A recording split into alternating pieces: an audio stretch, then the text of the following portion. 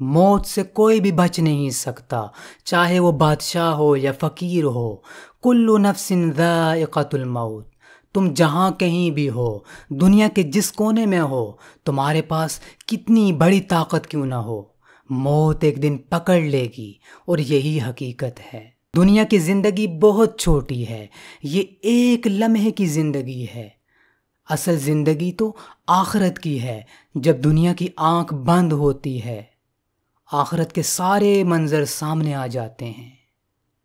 دنیا کی حقیقت یہی ہے کہ جن چیزوں کو ہم اپنا کہتے ہیں، میرا گھر، میرا کاروبار، میرے بیوی بچے، میرا سب کچھ، ہمارا کچھ بھی نہیں، سب کچھ ہم نے چھوڑ کے جانا ہے۔ بچپن میں ماں باپ سنبھالتے ہیں، پھر جوانی کا جوش آتا ہے، جوانی طاقت دیتی ہے، ہاتھ میں پیسہ آتا ہے، انسان اپنا مکان بناتا ہے، رشتہ تلاش کرتا ہے، شادی ہوتی ہے، بچے ہو جاتے ہیں۔ جب بچے جوان ہوتے ہیں تو بڑھاپا آ کے پکڑ لیتا ہے، بڑھاپا دروازے پہ دستک دیتا ہے، آ تجھے میں دکھاتا ہوں کہ کمزوری کیا ہے۔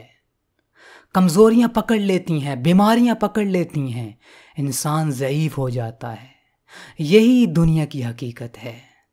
بچپن، پھر جوانی، جوانی میں انسان سمجھتا ہے سب کچھ میں ہی ہوں، اچانک بڑھاپا آتا ہے، پتہ ہی نہیں چلتا۔ پھر ایک دن جنازے کا اعلان ہوتا ہے، لوگ 2-3 دن روتے ہیں اور سب بھول جاتے ہیں۔ اللہ نے دنیا کا نظام ہی ایسے بنایا ہے، میرا کاروبار، میرا گھر بار، میرے بیوی بچے، میرے رشتے، ہر کوئی بھلا دیتا ہے، تمہارا کچھ نہیں ہے۔ خالی ہاتھ آئے تھے اور خالی ہاتھ واپس جانا ہے۔ اگر ہمیں موت یاد رہے تو ہم گناہوں کو چھوڑ دیں، توبہ کی طرف آ جائیں، دھوکہ دینا بند کر دیں، جھوٹ بولنا بند کر دیں۔ ہمارا یقین کتنا کمزور ہے، ہم اپنے آپ کو دھوکہ دے رہے ہیں۔ جب دوسرے کو دھوکہ دیتے ہیں، جھوٹ بولتے ہیں، تو ہم سمجھتے ہیں ہم اسے دھوکہ دے رہے ہیں۔ اصل میں ہم اپنے ساتھ دھوکہ کر رہے ہوتے ہیں، اپنی آخرت خراب کر رہے ہوتے ہیں، اور ہم سمجھتے ہی نہیں۔ ہم دنیا کو ہی سب کچھ سمجھتے ہیں، یہ نہیں سوچتے کہ ایک دن جانا ہے۔ یہ زندگی کتنی کچھ ہے، 50 سال، 60 سال، 70، 80 سال، بس قیامت کا دن ہوگا، اللہ اپنے سامنے کھڑا کرے گا اور پوچھے گا، تجھے زندگی دی تھی، تجھے جوانی دی تھی، جوانی کن کاموں میں گزاری؟ جوانی کے بعد تجھے بڑھاپا دیا تاکہ تو کچھ سیکھ سکے، لیکن تو نے اپنا بڑھاپا بھی ضائع کر دیا۔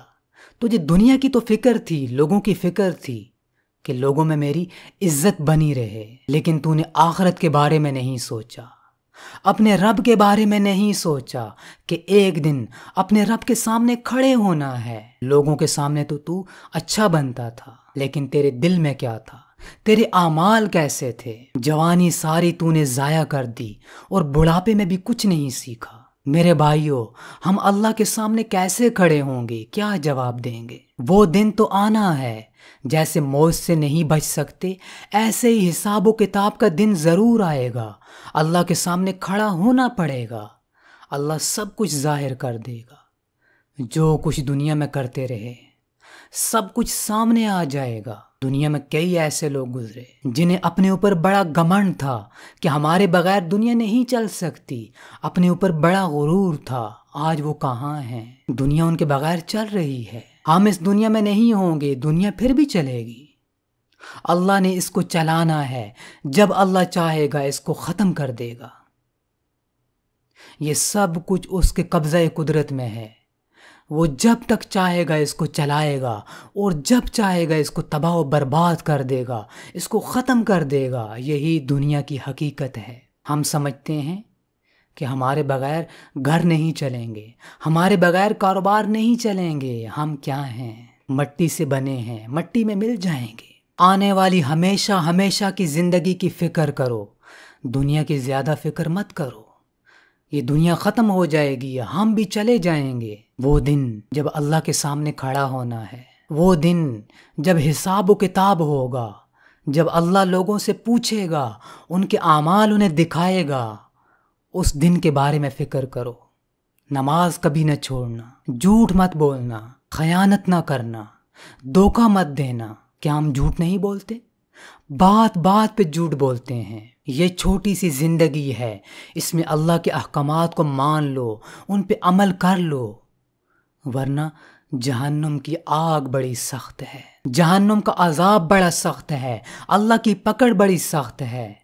اور جو اللہ کے احکامات کو مانیں گے، اس کے حکموں پر چلیں گے، نماز نہیں چھوڑیں گے، اپنے اعمال کا محاسبہ کریں گے، اللہ نے ان کے لیے جنت بنائی ہے۔